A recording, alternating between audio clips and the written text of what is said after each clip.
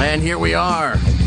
It is Eric Nagel, and that is me. Ladies and gentlemen, welcome to the program. The phone number to get in touch with us for all your questions, comments, and concerns, 866-969-1969. That is the phone number. E-Rock Radio on Twitter and Instagram. And as always, joined by my co-host, Matt O.G. Hello, sir. How are you? You can bring that down a little bit there. I am okay, thank you. How about yourself? I'm doing all right. A little bit better this week than last week, I think. I think so, yeah. A little bit more there, Paul, if you could. Geek Stuff OG on the Twitter and Instagram. Indeed. And Buddy Giddles is going to be here. I don't know if you're going to be here next week because you start a new television gig. Yeah, I go back to season 2 of Barmageddon, but I should be able to get out in time to make it to shoot the shit. Okay. So it should be fun. Doors open if you can do that. He's Giddlebase on the Twitter and Instagram as well. What up? A lot going on here today. We're going to speak to Chris Elliott later in the program. He's part of that program Schitt's Creek on Pop TV, if anybody here has seen it. Matt Giddles? I've seen Cabin Boy.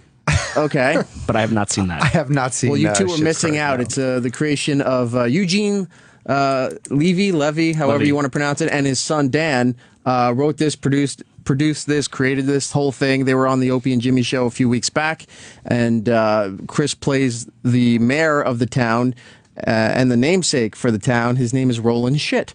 Oh. So That's lovely. we'll talk to him about that, and of course I want to talk to him about Get a Life because that was one of my favorite programs. Of course. And so that's coming a little bit later Can we in the talk program. Scary movie too? Can we? Oh my god. Mashed potato hands. We're also going to talk to some of the creative team from the Funko company. Yeah, that's who, awesome. handle the pop art division. They handle the reaction, right? Reaction, the Dorbs, Vinyl Sugar. Funko's got like a billion different licenses. They've got and like billion a different billion lines. toys. Yeah, it's true. And so we'll talk to a couple of those guys a little bit later in the program. They've got some new license. Look, they've got almost every Everything. license that it's. If they don't have it, they'll have it. Right. I've said this before, and I'll say it again. It's the best time. If you're a collector of anything, a fan of anything, you can get anything in a Funko Pop figure almost now. Pretty much. So, but they're debuting some new licenses, and we'll talk to them about that. One I'm excited about is Doctor Who. Of course. Tomorrowland. X-Files is another Yep. one Ooh, there. Orphan Black. Right. Oh, Orphan Black, Yes. nice. We'll That's get pretty into cool. that in a little bit. And How many do you have to buy of her though? Like, are it's 18 all- different clones it's of her? all her. Oh It's my awesome. god, that's so crazy. here's her in a red shirt, and a blue shirt, and a green shirt, and a leather coat. That's your first 4. I want Yeah. all of them. Yeah, I want Right. all of them too. And then about 7:30 or so, we're going to have a mystery guest, which I'm very excited about. Before we get into everything that we have planned and want to talk about here, I do want to take a moment to congratulate my old friend Scott Shannon Yes. on 1 year anniversary at his new gig. Well, it's not a new gig anymore. It's his gig. He's got the job at CBS FM here in New York City, the morning guy. If you follow Opie and Anthony and the Opie and Jimmy show, you'll know that Scott and Todd at one point were staples of Jocktober, and Yes. we went after them mercifully. And then we realized that it wasn't so much Scott the problem as it was Todd. And then it seemed that Todd pulled some shenanigans. Allegedly, I'm not 100% sure, but it seems that Scott got the boot, being forced by some behind-the-scenes doings. And we didn't know where he was going to go and what was going on with this whole thing. It was just out of the blue. All of a sudden, he announced that he's no longer going to be part of the morning show. And we were lucky enough to get him on the Opie and Anthony show at the time, and things worked out great. And then he got the gig at CBS FM, and we were all about that. Hashtag Team Scott on Twitter and Instagram. And he did his 1 year. He's been at the top of the ratings over the summer. At one point, he was number 1. Nice. But he's hovering around there with the station and the morning show, doing very well. Had his 1 year anniversary, and he had some nice things to say on his program this morning. So, Paul, if you could hit that, please. And I got to say hello to Marie from Mayo Pack. She hangs out here today, and she listens to us every single day. Please. And I also, when we were thanking people, that it really kind of helped us out along the way and gave us a new home here at CBS FM. And there was some unlikely compadres. Yes. Yes. And it all started out before I'd even gone on the air here. And I got a call from E-Rock, the producer for then Opie and Anthony over at Sirius XM. Right. And they wanted to talk to me. I said, for God's sakes, what are they going to do to me? So I called in, and I don't know what happened, but it worked out okay. It was great. And before I knew it, I had people that were writing me from all over the country. That didn't know you before that. Because they were introduced through. When's this new show going to be on? And so I want to say thanks to E-Rock and Opie and Jimmy and Anthony, who's got his own show going now. Right. From what I hear, he's making more money now than he's ever made before. Yeah. So, all right, we're going back. We got more. That's the end of the clip there. So that was nice of him to do that. Yeah, absolutely. That was very so nice. Congratulations to Scott and many, many more on what he's doing here. Now, back to our program here. Yes. There's so much going on, especially this week and last week, too, that we really didn't get a chance to touch on. Where do you want to start here? I mean, do you want to start with maybe Sam Simon, Orphan Black, the Ghostbusters universe? Where do you want to go? I have a feeling you want to get Sam Simon out of the way. It's pretty significant. That'd be great and, if and we we could, should talk yeah. about it. Yeah, we should totally absolutely do that. Sam Simon, for those who may not be familiar, he was one of the creators, the developers for The Simpsons. Right. The Simpsons were created by Matt Groening and developed for television by Matt Groening, Sam Simon, and James L. Brooks. Now, Sam and James Brooks have been notorious in the television industry for a whole bunch of different projects.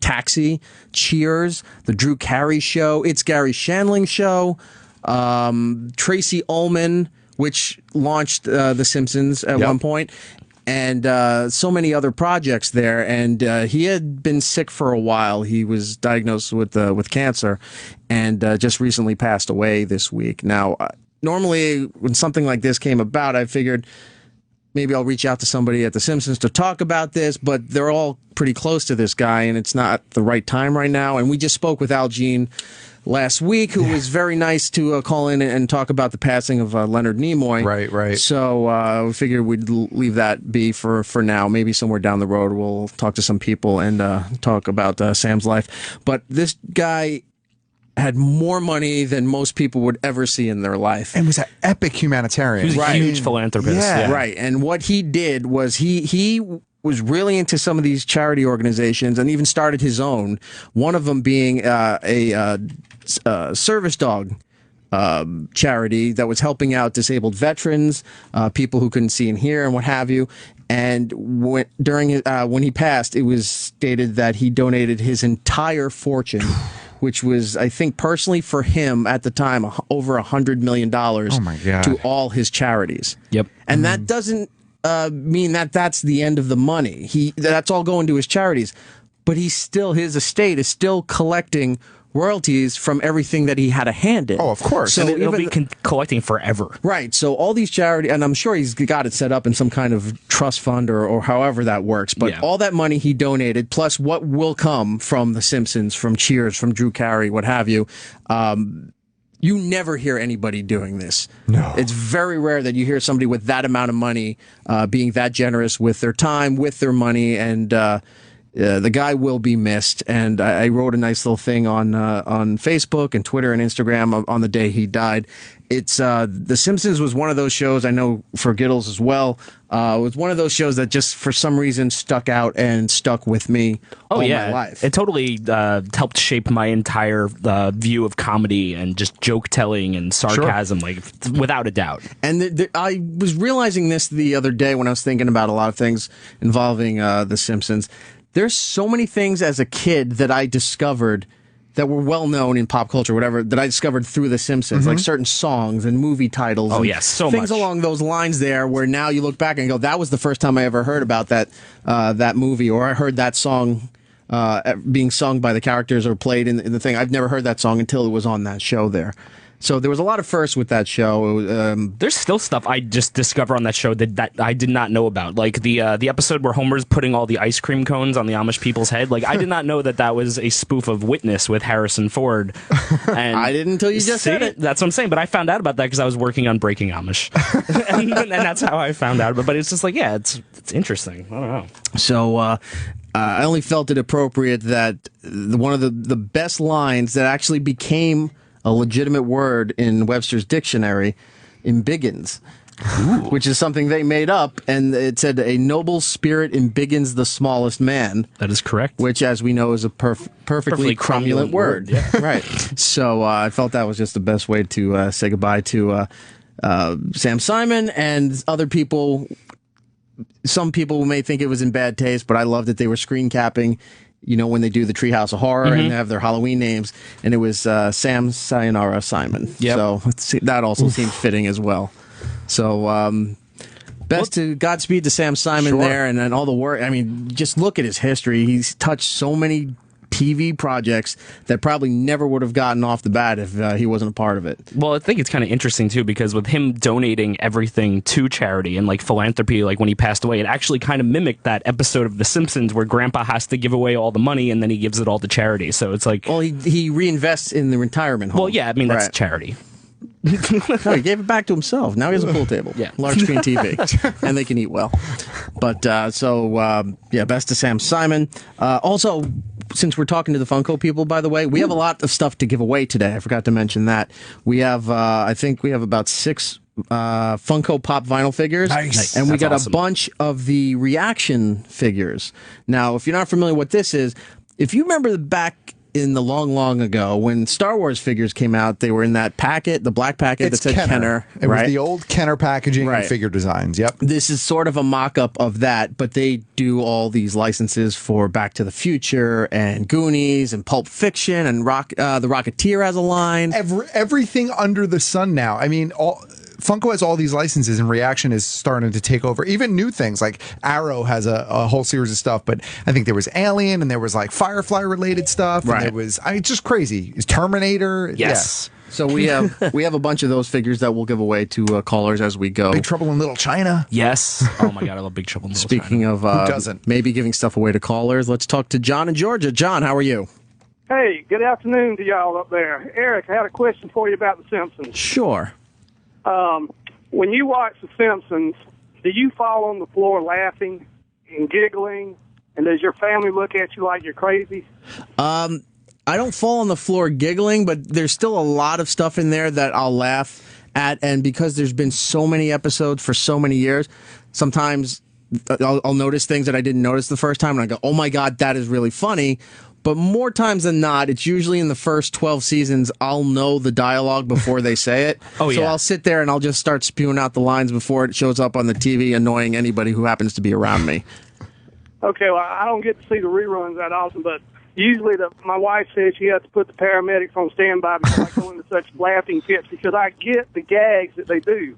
Well, sir, if you don't get to see the reruns, let me tell you about a channel called FXX. That's right. Oh, man. They do these little mini marathons every day of the week except Wednesdays and Sundays. And Wednesday is slowly becoming the worst day of the week for me because at about 6 or 7 o'clock, that's all I'm watching until I fall check asleep. out. Nonstop, even though I've seen it a million times. And have all the DVDs. Last night was a Silent Bob marathon. Nice. Not Silent Bob, sorry, Sideshow Bob. Sideshow Bob. I know Sideshow what you Bob meant, marathon. We know what you meant, yeah. And you should definitely see if your cable provider or satellite provider has FXX, and you should add that to your favorites. Thank you very much for your time. No problem, John. Take care. And they're still screening the other calls there. So Sam Simon, rest in peace. Ghostbusters. Yes. This was some big news, and a lot of people are on the fence with this. It's confusing news. It's all over the place. So I guess a couple weeks ago we got confirmation that the Ghostbusters movie is moving forward with that all-female cast, right? It's kind of like a reboot of the franchise, sort of. But then earlier this week or late last week, we hear that not only is there a new Ghostbusters movie, but they're actually developing essentially Ghostbusters universe. Yeah. So multiple movies within the same universe. This would be a male-driven cast. Do you think What a change. Do you think they came up with this because of all the I don't want to say outrage, but from maybe some of the backlash because they were doing an all-female cast of Ghostbusters? No, I don't think so. I have a feeling that this was in the works, because if this wasn't in the works, I doubt that they would announce this that quickly after that backlash. Yeah.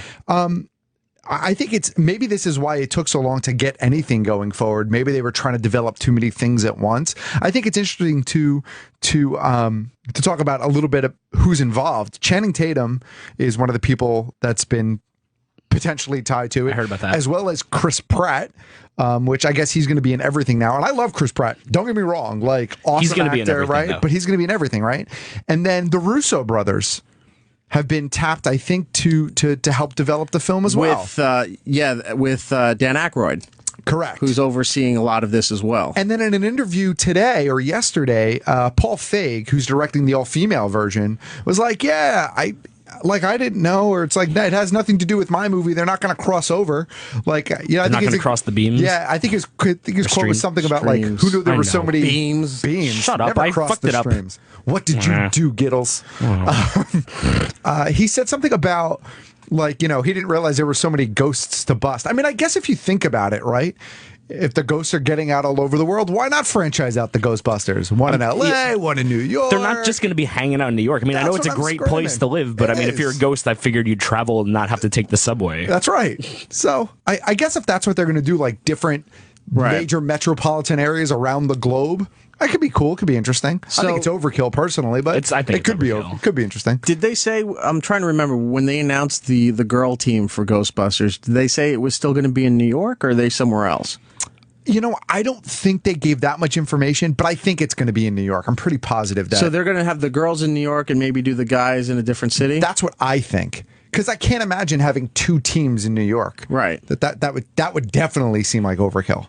But what else would they do? All right, so now you have a girls team and a guys team. Yeah. Send What the else? girls team to Detroit. What else would you do? Where else do you branch off? Like, at least with the Marvel Cinematic Universe, you've got the Avengers, but it's all a bunch of different characters grouped together, and they can all stand alone as they've proven. What are you doing? You have two teams. Now, what else? What else is in this universe? There is no branching off. It's all it's going to be is just a different dynamic with the same overall plot line. That's what my concern is, because how different can you make multiple movies about ghost busting? I mean, two wasn't even that much different than the first. I mean, it was different, but it wasn't that much. But I mean, two was still, at least interesting because it was a continuation of those characters and the relationships, and then they had the ghost busting stuff inside. But like now you have this reboot or whatever, this continuation, and then you're gonna have two teams. It's at least with the Marvel universe, each character is very different. The tone of the films, unless the tones are going to be different, maybe the male one's going to be like hardcore horror. I don't know. It's like, how are you gonna? It seems odd to me. It seems like a really weird choice to me.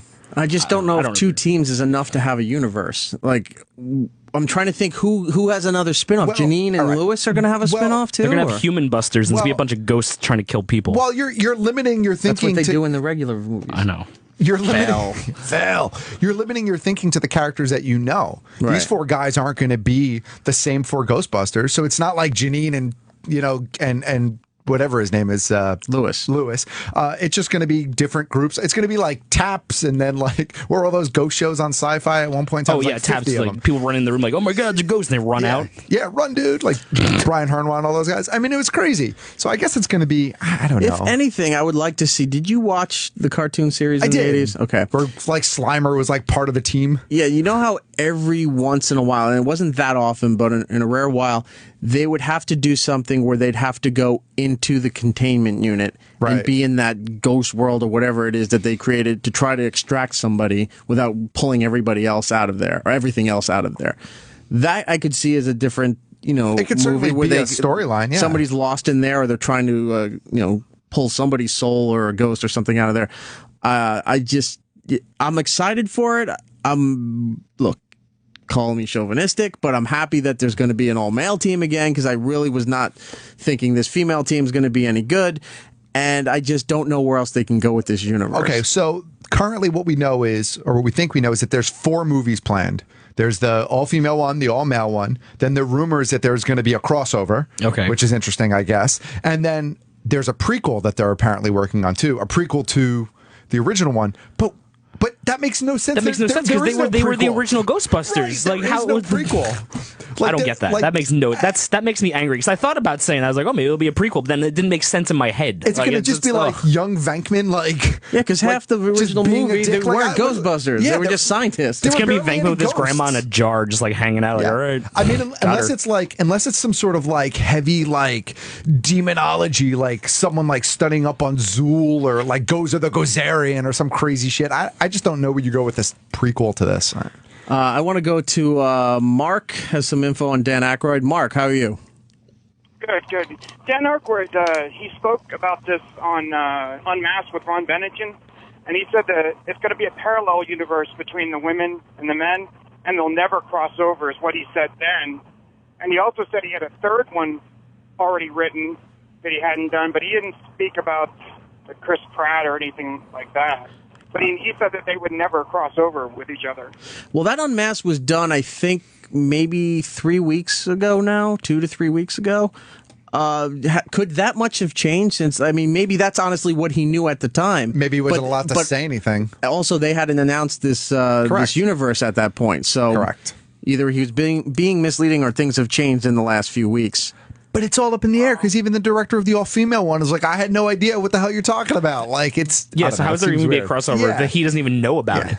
Sony's just going, look, keep doing what you're doing. It's great. Everyone thinks it sucks, but we're just going to do this other thing. Keep doing your project, and it's going to be its own standalone thing. More toys. Yes, that's exactly it. More toys, more video games, more cartoon spin-offs. That's it. If they bring back Ecto Cooler... As far as I'm concerned, if they bring back it's coming Ecto-Cooler, back. I said this for the longest time now. It's all worth it. It's going to come back. It's completely overrated. It's one of those things that I think people think that they love. I loved Ecto Cooler. I liked Ecto Cooler too. I know that I loved Ecto Cooler. All right. You're just a hater. I'm not a hater. I just think it's one of those things that got so overrated and so overhyped because it's not around anymore that when it does come out, more people are going to be like, why did I like this in the first place? That's what they said about Jenko jeans. Yeah. Oh, terrible. Why are those coming back? As long as they don't monster cereal the recipe and change the recipe. If they bring back original classic neon green Ecto Cooler, I'm down. Oh, yeah. What did you have to say, Mark?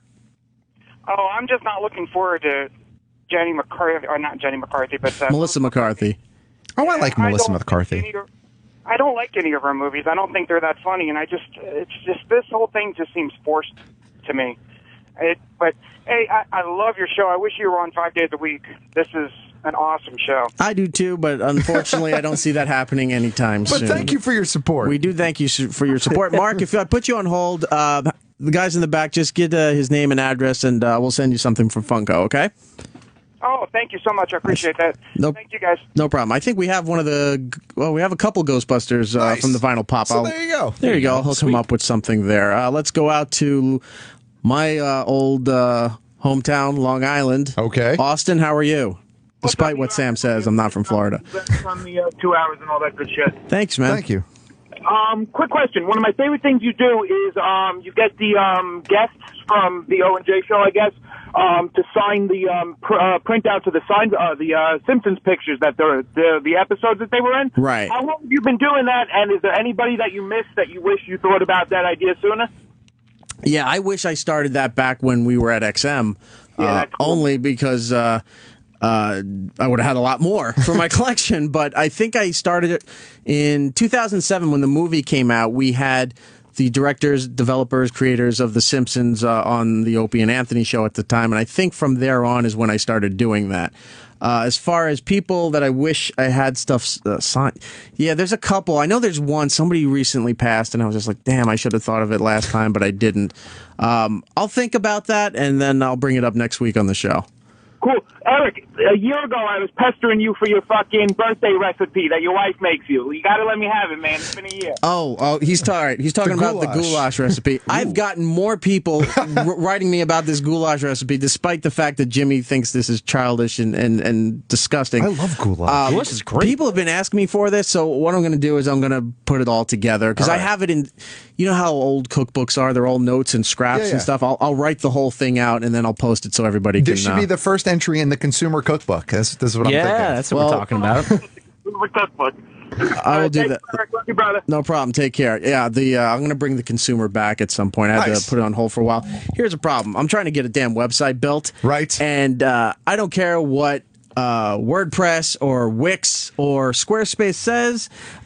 Yes, it's easy to drag and drop applications on this thing, but then to host it and get the it's just time consuming, and some of this stuff's a little bit out of my grasp. So I'm trying to get this thing built. I'm trying to find somebody that's reliable to get this thing built. So once it's up, we'll have the consumer stuff will be back. We'll have stuff for the show, all this fun stuff. Awesome. Fun. So that's where I sit on You a should daily curate basis. all your signed Simpsons pictures on the website. Have like the Eric Hall of Fame of all of your signed Simpsons. Nice. No, maybe. I don't know. No, because you didn't think about it. I think, if I'm reading this right, is your name Ram? Yes, sir. Ram in New Mexico? Yes, sir. Hi, Ram. How are you? Welcome to the program. Good. Hey, man, I love your show. E-Rock is great, man. I got a 10-year-old kid. I'm kind of an older dad. I'm 51, and he's 10. And he's like a gamer, and he I took him to Comic-Con, and I took him to some other, like, stuff he does. But I hear your show on Fridays, and I can go home and talk to him about Right. that I regularly wouldn't know. And I just think that's really cool, dude, and I just want to say thank you for that. No problem. I talk about a lot of cool stuff that I don't know about. And I try to be cool with them and go to, like, the Comic-Cons, and you went to a Pokemon tournament and Right. stuff like that, and all that crazy stuff that I know nothing about. So I just want to say thanks, dude. Your show is great, and I really appreciate it. Well, no problem. I'm glad we're on the same wavelength as a 10-year-old. But also, I want to point out. I didn't mean that. No, I know. I take that as a compliment. But also, I want to point out to you, sir, if this is helping you bridge some kind of gap and bond with your kid, all the better, and I'm glad it's helping. I do want to point out, though, if you start going to conventions, like you said, the Pokemon thing and other stuff, and you're enjoying it, that's great. But if you start going to a convention called Brony by yourself, you should be shot. Hey, you know what? The damn Comic-Cons, I spend more money on stuff for me than him. Good. That's the way it should be. Take him to Toys R Us, get him the current stuff, and then you go to the cons and get all the good stuff for yourself. I started collecting Hot Wheels like a moron. Yeah, the days of treasure hunter values is long gone, sir. Can I take a quick sidestep down the Brony path? Must you? For just a quick second? Okay. As long as it's fabulous. So there's this line of toys that came out now. They're called the Four Horses of the Apocalypse. And the first one is a Cthulhu-based horse. It is awesome. That sounds kind of interesting. It's I would awesome. Totally get that. So, cheap plug here, but if you go to my Instagram feed, there's a picture of it. It's called Maddie, and she's the Cthulhu of the Four Horses of the Apocalypse. It's a fantastic line. Oh, I would be a brony if they all looked like that. I'm just saying. That's What is wrong with you? Only if they were all apocalyptic themed. There's a war. There's a famine. I would totally dress up like Cthulhu and go That's to a what I'm thing. I mean, screaming. that's like Cthulhu is one thing. A My Little Pony version of Cthulhu, I'm telling you, man, she's cool looking. dude. They make Pull the picture of this. They make a Doctor Who My Little Pony, and I will not buy it despite being you a huge will. fan. No, I won't. Yeah, you will. No, I won't. I've seen it many times. It looks hideous. Well, I know what you're getting for your birthday next year. I'm never talking to you again. But it is made by our fine friends at Funko. So go out and get it for yourself. I'm choosing not to. Yeah, dude, it's Cthulhu's head with wings on a pony body. It's awesome. I think it's awesome. Here, and these Hold on, are. I can't see this. This is the rest of them. That's the rest of the line. I don't know. In a cool. I don't know. I think they're kind of cool. It's interesting. They're not It Rainbow sounded cooler Dash. in my head than when I saw it, but it is pretty interesting. Oh, look at that. There we go. They're not Rainbow Dash. I'm just saying. I think they're cool. It's not. Who's the one on the Pinkie right? Pie. Like Boney? Like what's on that That's one? Death. All right. Oh, that's That would death. be death. Enough talking about My Little Pony. Who gives a shit? Brian in California, how are you, my friend? Good. How are you? Good. What's going on? Hey, so I kind of I'm a huge Ghostbusters fan, and I kind of was just wondering if you guys knew if Dan Aykroyd was actually writing for the all-female cast. No, I don't think he is. I don't think he has anything to do with that. It was announced as a separate project for Sony, but he does seem to have pretty much, I guess, almost a 50-50 control in the cinematic universe with Sony. Yeah, I think he's got some sort of like creative director role, which is kind of like, hey, what do you think about this? You don't like it? Yeah, we're going to do it anyway. I think it's kind of one of, and sadly, I think it's one of those roles. Yeah, that's a bummer. Yeah. Do you think there'll be a lot of his glowing skull vodka product placement in these movies? Quite possibly. That's what I was thinking. Quite possibly.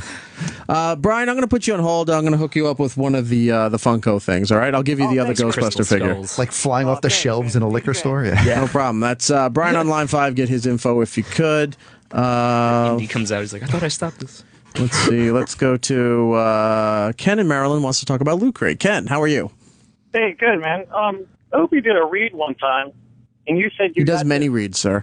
Well, that's true, but you get a box every month, and you don't know what's in it until you get it? Right. Yes.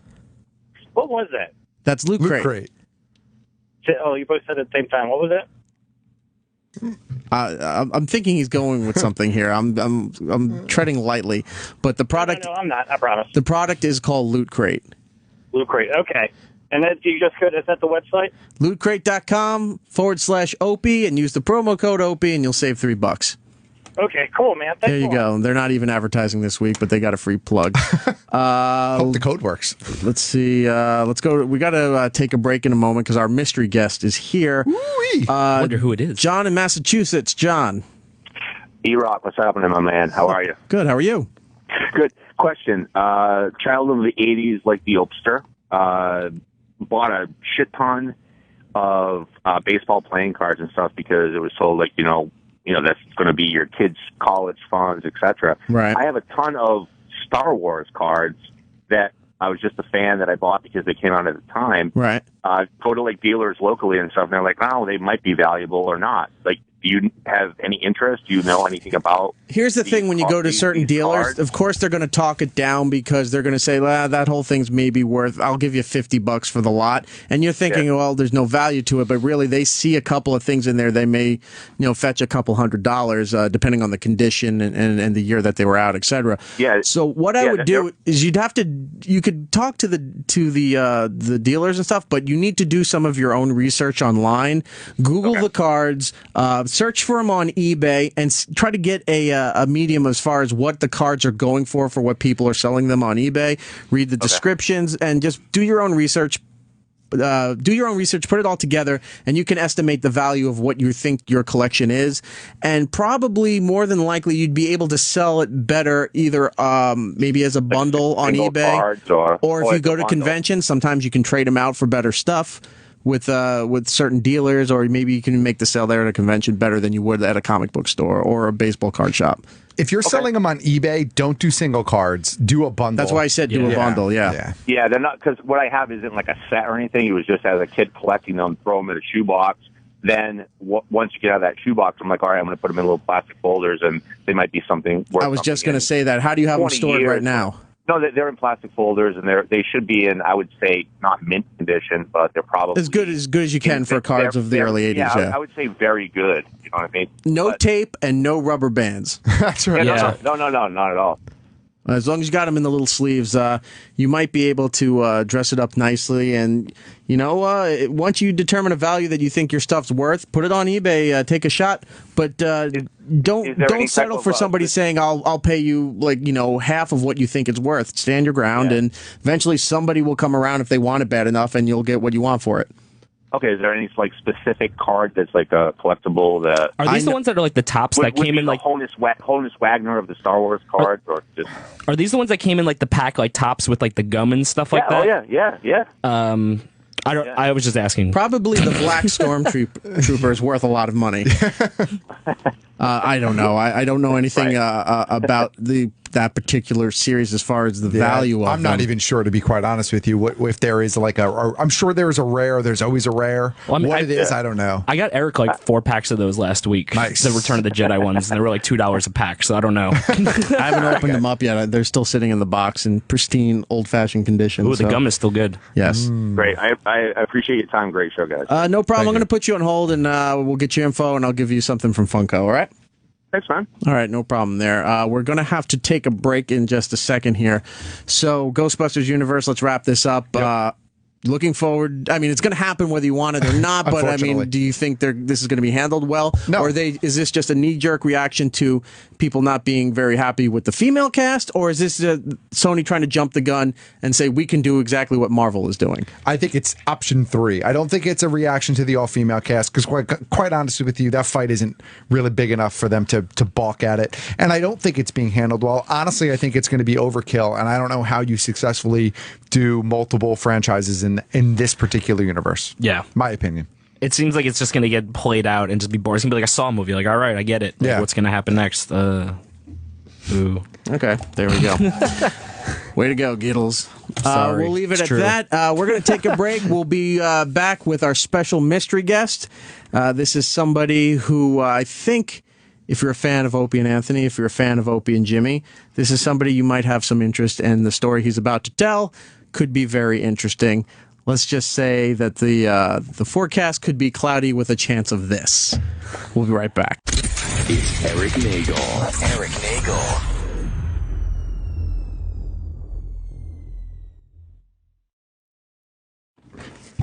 No rejoiner, Paul? Oh, man, he just wants to hear weird conversation. That was just the sweeper. No bed? Nothing? We don't need it. Oh, We're better Paul. than that. It's not in the cart loader. No. I showed him last week. There's a rejoin folder with all the music and stuff. Okay, we're back. It's Eric Nagel. The Gareth Edwards now. 866-969-1969 is the phone number. Let's have a bed for when we come back next time, Paul. Sound good? Okay, there we go here. Made that bed. So a little bit later in the program, we're going to have Chris Elliott in studio to talk to him about the new show Schitt's Creek, which is great. You should definitely be watching that. And a little bit after 8 o'clock, we will talk to the creative team behind all the cool stuff that Funko has been putting out and seems to be dominating every toy store and comic book shop and Urban Outfitters and anywhere you wouldn't think this stuff would be. Everywhere. Walgreens has exclusives now for this stuff. So we'll talk to them in a little bit. But for now, I've been teasing that we were going to have a mystery guest. You have. And it is that time. The guest is here. I've been talking to this gentleman on and off for a little bit, and he's got a story to tell, and he's, in a weird way, been a part of the Opie and Anthony and Opie and Jimmy history. Please welcome the artist formerly known as Meatballs. What's up, man? How are you guys? Yo, what's up, man? It's nice to see you in a different setting where you're not ignoring me at Dominic Anzel's Bakery. Listen, you brought that up. I did not mean to do that. I would have said hi had I known that was you. You were smoking and thinking you were a badass because you just got off the phone and you're talking to people like I'm the shit. So I was like, all right, I know what this guy's doing. I'm going to do my thing over here. But well, I'm sorry. It's all right. So we're not going to call you Meatballs because, one, you don't want the name, and two, I'm sure they own it, and who gives a shit about that, right? Right. So your name is Rich. Rich. So we'll call you Rich. Mr. Meatballs. Sitting next to a bowl of meatballs. So let's start before we get into all the heavy stuff here. When did you start doing radio? I started doing radio in high school. I used to go and apply. I'm from Philly, so I used to apply to these radio stations and lie and say I was a college student. So I would do all these internships, and I would skip school, or I would schedule my classes for the afternoon, and I would go and intern for morning shows and stuff like that. So I've been doing radio. My first gig, I was 17, and I did opera and jazz on the NPR affiliate WRTI overnight in Philadelphia. That's awesome. And then, of course, we had to fundraise overnight. Right. So I had to be like, wow, that was great. You know, how about that opera album? How about we donate $300? It was like, and you'll get a tie and a toaster. See some jazz hands. And I got fired because I couldn't raise money overnight playing opera. Like, go figure. So that was my That's first. the audience. That was my first radio gig. Well, had you listened to what the consultant told you, you would have been a success. Yes. That seems to be the way terrestrial goes nowadays. So you get fired from this job, and where do you go? Danny Bonaducci, when he was on WISP. In Philly, In Philadelphia. And then I started out as an intern because I actually was in my first year of college at that time. And then, I started doing crazy stuff with him, and Gibbons is the guy, I guess. And then I started, going out and, like I said, interning at all these places. Got on CHIO on 96.5 there for a little bit. And then I went through school. And then I moved to Missouri, which was hell. Oh, I'm sorry. Listen, no, for the people who live in Missouri that are listening, you're great, but it's just not for me. Okay, I don't want to alienate anybody. Sure. But it was just a bad experience, and I did news talk, and I did a morning show, and I was the news director, and I was 20. Wow. So I would do the news. I was in charge of this little 3-man. Can I point out for people, that doesn't mean that you were so amazingly talented that they decided to give you everything. It means they had a budget that nobody would accept, and this kid, $19,000 is what I made. This kid will do all this work of 4 or 5 different people for next to nothing. Right, I was not a prodigy, but they were like, "We'll give you $19,000. You have a morning show." I was like, "Morning show, great!" And then they were like, "Well, how about you do news?" And they were like, "You're in charge of 3 people." And I was like, "Really?" They were like, "Yeah." And so I did that, and then I was working 16 hours a day for $19,000. Oh no! Yeah, so that was terrible. I ended up leaving there. I was like, "No way." Yeah, fuck that. Yep. And then I went to Delaware, and then I did. Hi, I'm in Delaware. Ugh.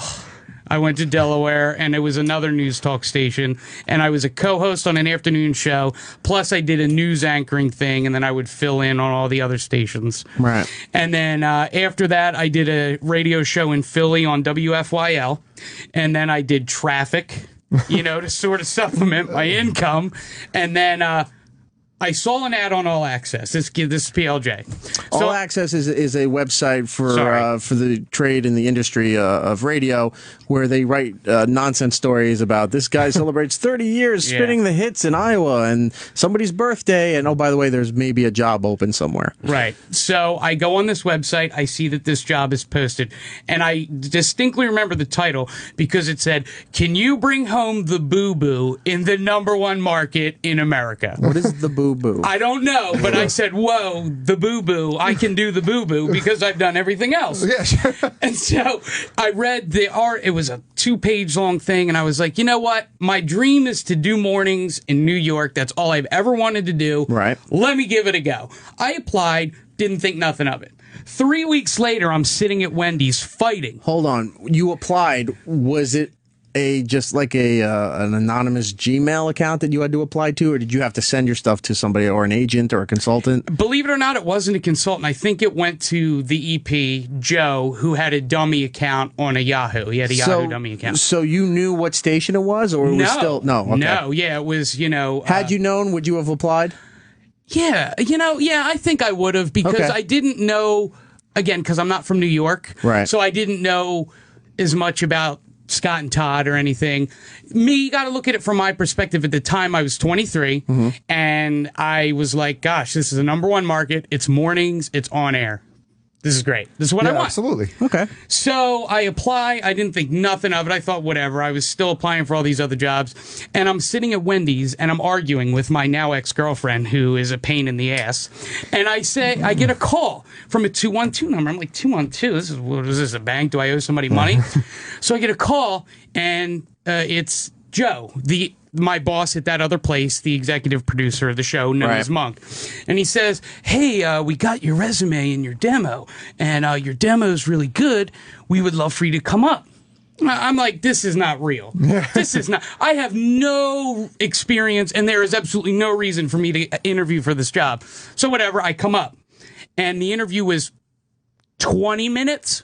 So, you think you blow it. Right. I go in, I see Joe for 5 minutes, and then he brings me into Todd's office. Now, at the time, it was still Scott and Todd. So Todd was in the middle, Scott was at the end. So I go, and I was like, well, I guess Scott's, he's Scott. I'm not going to go talk to him. I talked to Todd. 15 minutes, really awkward situation. I mean, just because it was so intimidating. He was like, well, are you okay with doing, going out and getting all the, what did he say? He said, getting the bacon to be in the #1 market. He kept using these bacon references. And did he explain to you what Bobo was? No. I think Boo Boo or Bobo, whatever. I think the Boo Boo was Joe's. Okay. So, and I wish I printed out that ad. It's funny, but nonetheless. So I go and I think I totally blow the interview. You know, because they were like, "Oh, this is great. Thanks a lot. Great." I'm on the train home. Literally, I get home and I get a call. It's Todd Pettengill. I'm like, this is ridiculous. I'm like, come on, man. What is somebody playing a joke on me? Somebody's like, haha, let's mess with the fat kid, play a joke on him, right? So I answer the phone. He goes, we would love to offer you the job. I was like, the job? What do you mean the job? The one I just came up and interviewed for a job, or like a coffee job? What are you talking about? And he goes, no, we want you to be the street reporter. It's like the quote unquote fourth mic kind of thing, which... All right, at this point, did they say everything but Stunt Boy? Everything but Stunt Boy, and no mention of the name. Right. And they this is what they pitched to me, and this is verbatim. We want to change and revolutionize morning radio in the #1 market. Oh, we know. You heard that intro. You heard the intro. And he said... These battle-tested microphones. Tool. I wish you could have seen our faces when that was playing, because everyone was so like. Hold on, let me ask. I know we're jumping the gun here. Yeah, sorry. That morning when he brought that in, because I want to get back into that a little bit later. Okay. That morning when he brought it in, nobody knew about it, right? Not one person. Okay. He brought it in and said, "Play this at the top of the hour, right after the ID thing," right? He was notorious for doing that because he would do all the parodies at home in his home studio, the fake phone scams that he would spend hours editing and re-editing, poorly, by the way. They're real. I'm kidding. Go ahead. And they're really badly edited. doing all that stuff, but nobody else was allowed to see or preview this stuff. It was he would hand it in, play it, and it would go as is. It's just him and Monk. Okay. They knew everything that was. We had no idea. All right, so back to your thing. I'm backtracking, or jumping the gun. So they said to me, they were like, "We're going to revolutionize radio. This is what it's going to be like. Imagine Saturday Night Live on the radio. We hired you not because you're the most experienced, but because you're great on the air. You have a lot of talent. You sound good, blah, blah. They made me feel wonderful. Yeah. So they say, it's like Saturday Night Live. Come in every day with some ideas. Come in with some content. Come in with some audio. And it's just going to be an ensemble.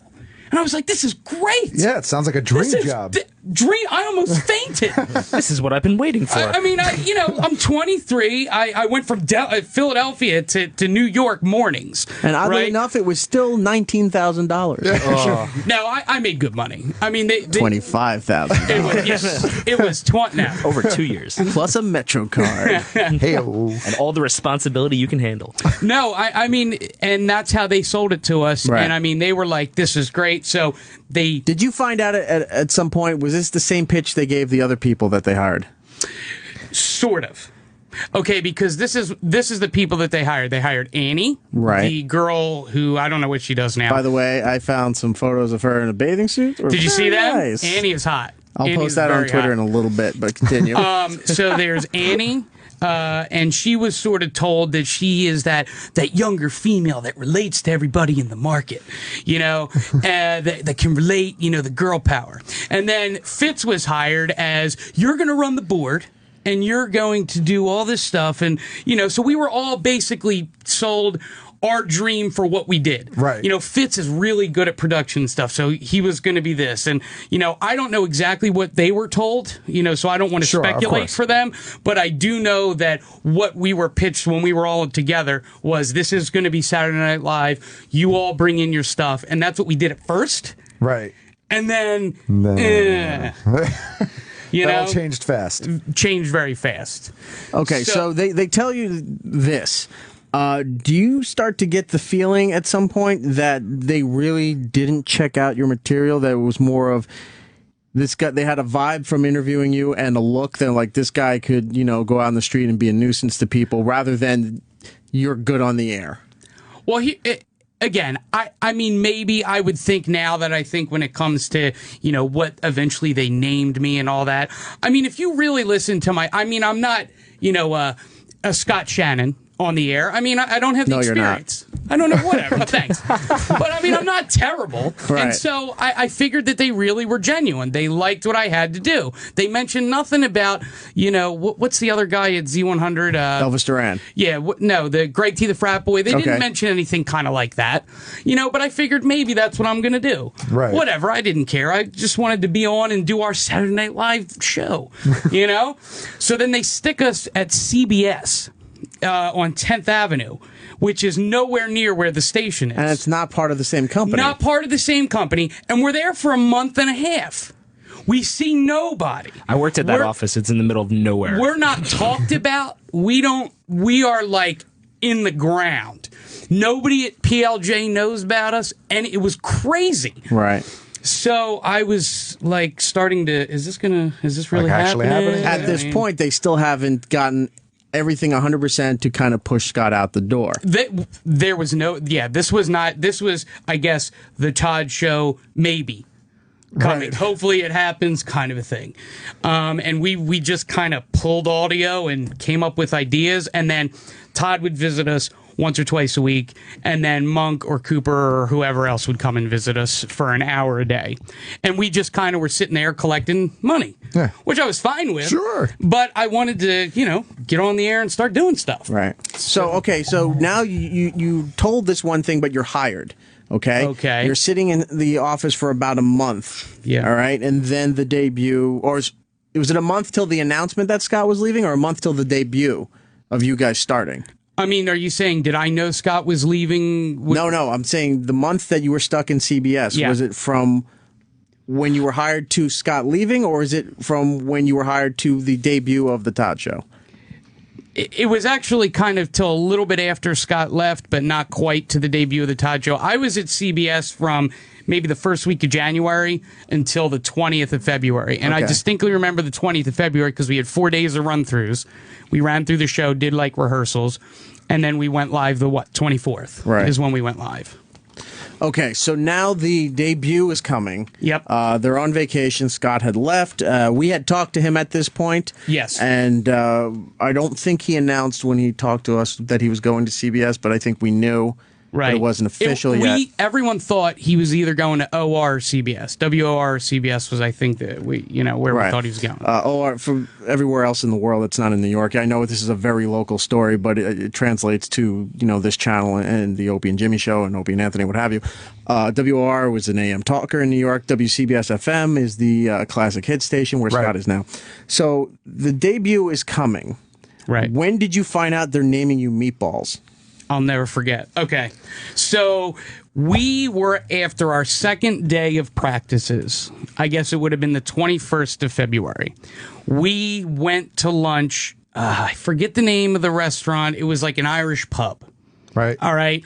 And we're all sitting there. I get up. I go to the bathroom. It's Todd, Monk, myself, Annie, pretty much all the new hires, and then the program director of WPLJ. And we're all sitting there.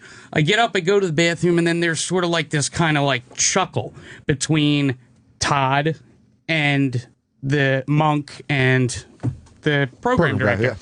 And I look at them, and they were like, should we tell him? Should we tell him? Should we tell him? And I go, tell me what? You got to tell me. Well, what, is this a joke? Are we all not hired? And then everybody thought they were talking to them. You know, and I knew they were talking to me because they were looking at me and giving me that smirky look. Yeah, that dirty SOB look. Yeah. Oh, I hate that. I hate you. We're going to make you look stupid. We got something in the works for you to look.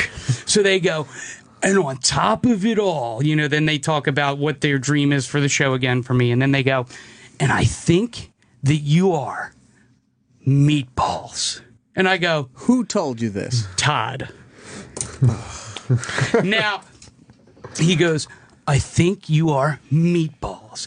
And he does this Meatballs thing. And then Joe starts laughing. And it was one of those things where it was really awkward. So pretend, if something really awkward happened and all of us are sort of like, Can I point out this there? He's thinking it's a cute hack radio name. I hated it. Right. Obviously you hated it, but, and this isn't a shot at you, but you're not the most svelte person. No, I never pretended Did you to be. Realize that this was his fat joke? Of course. I'm not dumb. He's not dumb. We've all been called Meatball at some point. I don't know. I'm asking well, what did you think? I said Meatballs. I guess that must mean I'm a good cook. No, I knew what it meant. I didn't know if you were out to dinner and he thought, he spilled the meatballs. Let's call it because that's it was his way of saying fat ass on the show, fat stupid guy doing fat stupid stuff on the show. That was his way of saying it. I did not know about the Meatballs thing, and to be honest with you, looking back, if I knew about the Meatballs thing, I probably wouldn't have taken the job unless they changed the name. Right. As much as it was a dream come true, and I wanted everything. So this is just like a mere day, a few days. 2 days. 2 days before you go on the air. And I feel like 2 or 3 days. Don't quote me because I don't want there to be. It was 3 or 4. It was a very short time.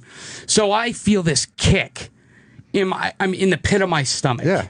And I'm so upset because I'm embarrassed because I have all my family, all my friends, everybody from college, all these people, who I'm so proud. Oh, I made it to New York. Can you believe it? Right. And I'm going to go on the air as fat, stupid, dorky, loser Meatballs who does stupid crap. And again, it was terrible. So I was just mortified. And then, I'd have to go and introduce myself as Meatballs, and he would only introduce me to people as Meatballs on and off the air. And it just, to me, it was mortifying. I was mortified. And I know I'm not the skinniest guy in the world, and not, whatever, but I would have felt better if he was like, hey, this is fat ass. Hey, this is fat ass. You know what I mean? Let's send fat ass out. Yeah, Meatball there's something really degrading about it. Yeah, it's really just kind of fucked up. Yeah. I hate, and it was meant to be, in my opinion, it was meant to be like, you need to know that you're this dumb fat person. Right. And that sort of, and I hated it. I mean, I went along with it because I was already there. I already signed a lease on an apartment. Right, you're collecting a paycheck still. I'm collecting a paycheck, and I said, let me just get through it. Right. Maybe if I can show that I can bring content to the show, they might be like, oh, he can bring content. Because half the stuff I did, I can do more than go out and take my shirt off and stand in front of Robin Thicke and say, leave Paula Patton alone. Right. Or stand there at the Dominique Ansel and scream. I mean, whatever. It's fine. I mean, that's just what it was. Okay. The night before this is all going on, all this is through your head. What do you expect that you're going to be doing the next day? Are you okay? The night before, I can't name, imagine that you're sleeping. I mean, this is a great opportunity, despite the the shitty moniker that they're giving you. But you're in New York City and on a station that's been around this city for 40, 50 years. It was weird. It was a double-edged sword. The night before the show premiered, like I said, I didn't sleep. I was getting up at 1:50 anyway because I had to take the subway in and I had to be there at 2:30, and we had to be there early, cutting up all this audio.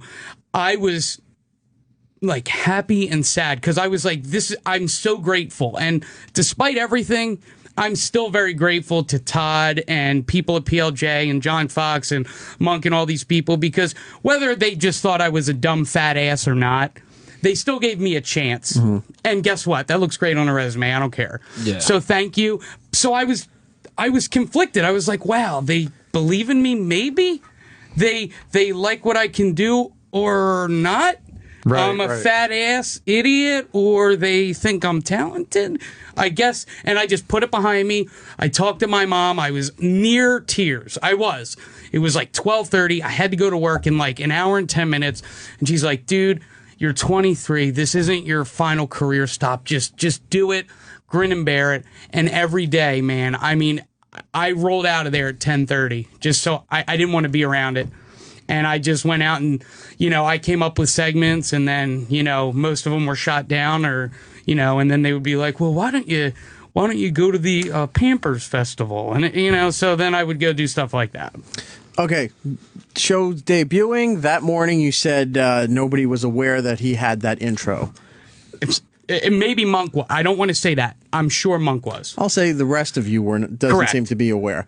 So you're all in studio, right? Mm-hmm. 6 a.m. hits, Legal ID hits. That abomination comes on. Tell me, you're reading the room. What are you seeing? Okay, I am speechless. My mouth is sort of open. And again, I don't want to give the opinion or give off to my new boss that I think this is ridiculous. So it was that uncomfortable feeling. Yeah. Everybody was in the room with the exception of Todd. This is what Todd was doing. Todd was like, he was like into it. He was listening. His eyes were closed. And then the rest of us, we were sort of just like, my boss is a douchebag. And what did I do? Because it was, what was it, 2 minutes? Yeah, something? It was about 2 minutes, yeah. And I mean, my friend texted me who was listening, and he said, are you serious? Are you effing serious, is what he said. And then he blocked you. No, but I mean, I just was... Only your intro is longer, Eric. Well, that was a retrospective of everything on the channel. I wasn't saying how great I am for 2 minutes. Although now, next week... It was bizarre because, again, it's one of those things where you're conflicted. Do you alienate your new boss and all of your coworkers by saying, hey, that was ridiculous? Or do you kind of just go, all right, sort of like the Meatballs thing, I'm grateful. And I always took that approach. Even when I got angry, I always went, you know what? Todd Pettengill did something for me no one else in the world did. I'm just going to shut my mouth and be grateful. Okay. That whole uncomfortableness goes on. Then after that, I remember he introduces very quickly everybody that's new on the staff because, God forbid you don't hit traffic in music and play. I think at that point he was playing a phone scam every hour and 4 songs an hour and talking. And then to jump ahead a tiny bit, within maybe 2 months, all of a sudden, 6 songs an hour, almost 7, 8. And it's like, wow, they really lost confidence in him trying to hold a long-form conversation like we're doing here. I can give you the progression. And he punches out on a funny. Or his funny. Can I? Okay. This was imperative. This was the most important formula. So, for example, and it's going to be terrible. I'm going to say it right now. Say something to me. How's the weather today? Well, the weather doesn't look as ugly as your face. And then and he would go like this, and he would, punch, punch, punch. Yeah. And we would never know when it was coming. And so you guys are thinking you're going to have some kind of conversation and try to build some momentum and develop something of context, and he just punches out because he thought he got the laugh. Sort of. And then you're right, it was a phone scam every hour for the first 6 weeks. Yeah. Then it went to every other hour. We started with 4 songs an hour. A month later, we went to 6. And then by the third month, we were at 8 or 9 songs an hour with a phone scam at 7:30 in the morning. So he's talking maybe, I would say barely 10 minutes. I think because I'm telling you, he you're made also me record factoring commercials too. So I'm thinking he did maybe 10 minutes of talking. It was 15 minutes and 23 seconds because I remember I had to record it one day, cut out all of his commercials and songs, and then save it for him and give it to him to listen to on the car ride home.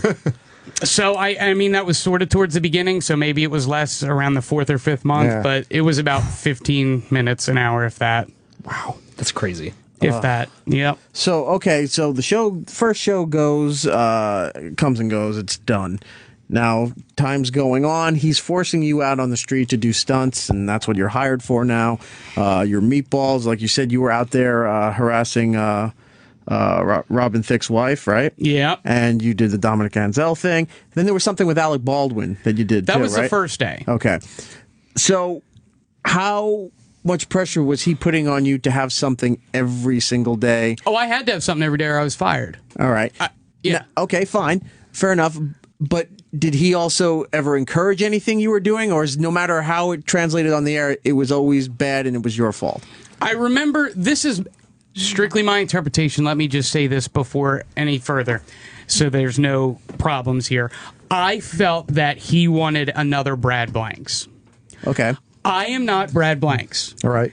I don't have that same style. And hold on, for those who don't know, Brad Blanks is he's an Australian guy who used to be part of Scott and Todd. He's now with Scott at CBS. He very personable guy, very funny guy, nice guy, and he has the amazing ability to be on every major red carpet and gets all these major celebrity interviews. He's just one of those dudes that knows everybody and gets into every party, everything that's going on. And you can always go to him and like, oh, the Oscars was last night. Oh, Brad's got George Clooney and all these other people. You're like, holy shit, how did the hell did this guy get it?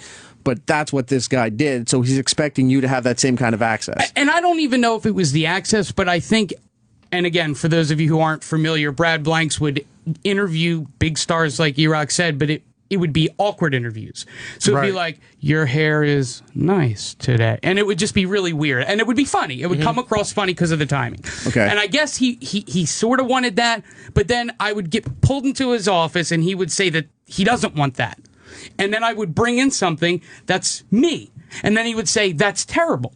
And then it would just be, I never got it right. There were 3 things that I did throughout my whole thing there that he liked.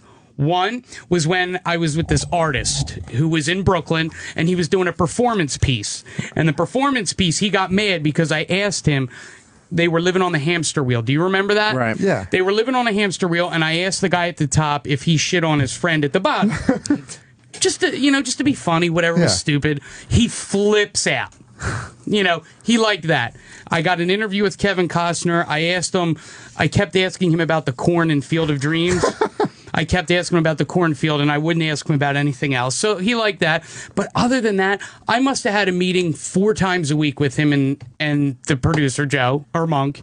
And it just seemed that maybe I just didn't grip, because I'm not Meatballs. Right. I don't think like that. When he says bring me content, I think, okay, if it's Tribeca, I'll go and I'll try to get, Kevin Costner or something. I'll do some funny questions, but I'm not going to, I'm just not that kind of person. I'm not gonna, be like, hey, how you doing with your haircuts? Or that's just not me. Yeah, you'd rather do like an actual question than a shtick. I can be funny, but I'm just not.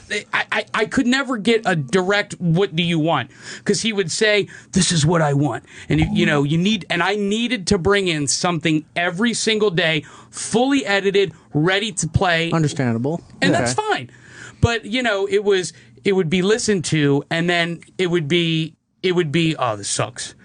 We can't. We can't. You go could on the do air no with this. right in this situation. Right? And again, no, yeah. All right, we're gonna have to pause you there for just a moment, Rich. Okay. We'll come back to finish that up here. We do have the guys from Funko. We want to talk to them for a little bit. Ben Butcher and Sean Wilkinson. Hi, guys. How are you? We're doing great. Thanks. Good. How are you guys doing? Hi, you got Eric, Matt, and Giddles here. Hey, what's up? And thank you for calling in. We're big fans of pretty much everything Funko's putting out now, because I don't think you can go to anywhere, not even a toy store, but clothing store, Dwayne Reed. Like I said, I was in Walgreens yesterday and I saw exclusive Punisher and Venom, I believe it was. Everywhere It was you crazy. go is being dominated by Funko, and I got to say, well done with your marketing there, sirs. Yes, they do a great job there, don't they? You do. Did you expect this particular division that Funko has called Pop Vinyl, which are these little figures with big black eyes, and they are pretty much representing everything you could possibly love in this world: Ghostbusters and Star Wars and Simpsons and Breaking Bad, all these different things. There's probably a Funko thing, or it's coming. Where did the idea for this little thing come from, and why is everybody, all these companies now being so receptive to? It's pretty much they're throwing their license at you now. Yeah, they are. I mean, we've done, 1,000 at least by now, just with all the customs and the repaints and the various licenses we have. It started actually, interesting enough, from our plush line. We developed a plush line using the sort of simple dot round eyes that kind of had that same feel, a little bit of a sort of square-shaped head. That was kind of developed among several of us, including one of our lead artists, Rob Schwartz. And we kind of, the DC people over at DC really enjoyed the line, loved the look of it. I remember the Joker one. Yes, so you've probably seen it, and they've got some similarity to Pop. In fact, we later called them Pop Plush as we developed the figures. So it was the idea that this was doing great. Let's try to do a vinyl figure out of the same look, and it sort of captures that kind of Asian sort of appeal, that cute, adorable appeal. And so it just kind of started taking off. I mean, it was a little bit slow out the door with the DC stuff, but it was Batman, so people were very interested in it and started collecting this. And then, next thing you know, we're kind of applying it to all sorts of licenses, and before you know it, it's kind of a worldwide craze. And it, in the world of action figures and things like that, it's really hard to come up with a new product that's different, that kind of takes the world by storm like this. So we're excited, surprised, but at the same time, they're adorable, right? I was fortunate enough to get in on the ground floor before this trend really blew up, and wasn't even planned. It was that you guys put out a 4-pack of Simpsons characters, and I'm a huge Simpsons collector and Simpsons fan, so I'm like, oh great, some new Simpsons stuff. I bought that.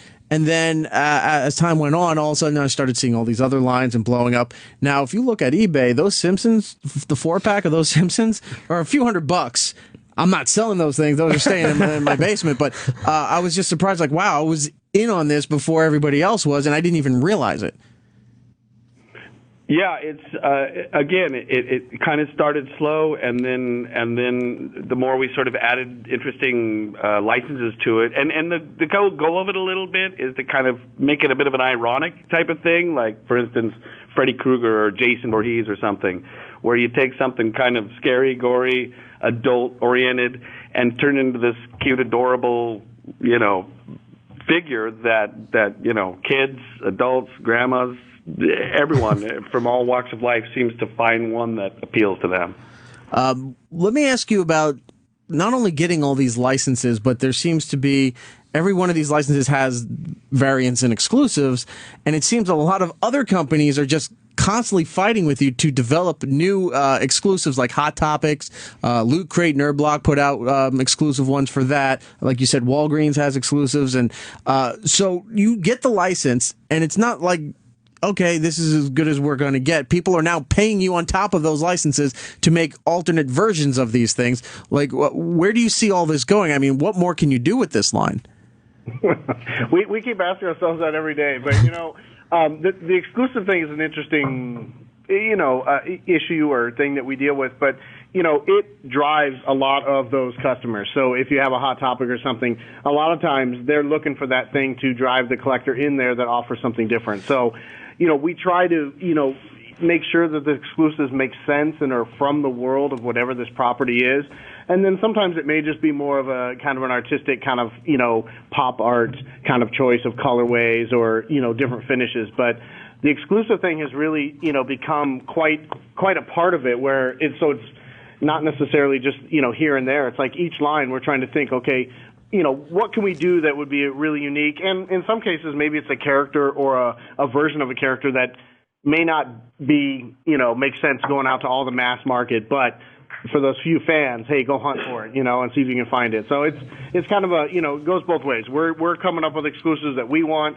Retailers are like, hey, can you do this? And a lot of them have their own favorites too. So it's funny. A lot of our customers are fans and collectors too. So it's a good problem to have, but it's definitely one that we're trying to, rein in to a certain degree. I wanted to talk to you a little bit about, I know we were talking about the pop, but you have so many different styles now. I mean, I remember when it was just pop and bobbleheads, right?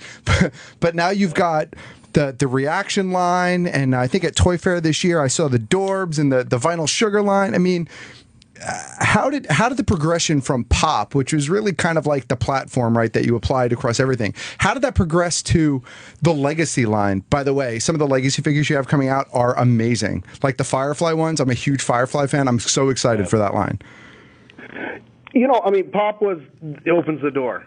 Pop really opened the door to a lot more opportunities than maybe just, the bobbleheads, might not have. So once Pop got going and people realized that we're willing to take chances on licenses that may not be the huge home run, but may offer something for that collector that, another company might not do, opportunities to do other stuff came up. And, we're all creative people here. We're all collectors. We want to keep coming up with cool stuff. We want to be, try action figures, try anything. We're always designing new stuff. A lot of things we're like, maybe that won't work. But we're always throwing ideas up on the wall, see what works. And I think that's led to, reactions, led to legacy. And it's just also a chance for us to, find out what our boundaries are. Like, if we're excited about something, can we do a cool take on something? And legacy, it's a smaller line. Obviously, it's a little bit different, challenge. It presents different challenges than pop. So, we're trying to see what we can do with it. But, it's fun. But, basically it comes down to if we're fired up about it, we're going to try it. And that has to do with the plush we're doing, the Hakari. We're all fired up about stuff, and that's usually what gets us to do something else. And we don't want to rest on pop. We don't want to just sit back and go, all right, we figured it out. It's like, no, let's keep going. Let's keep making cool stuff until we're exhausted.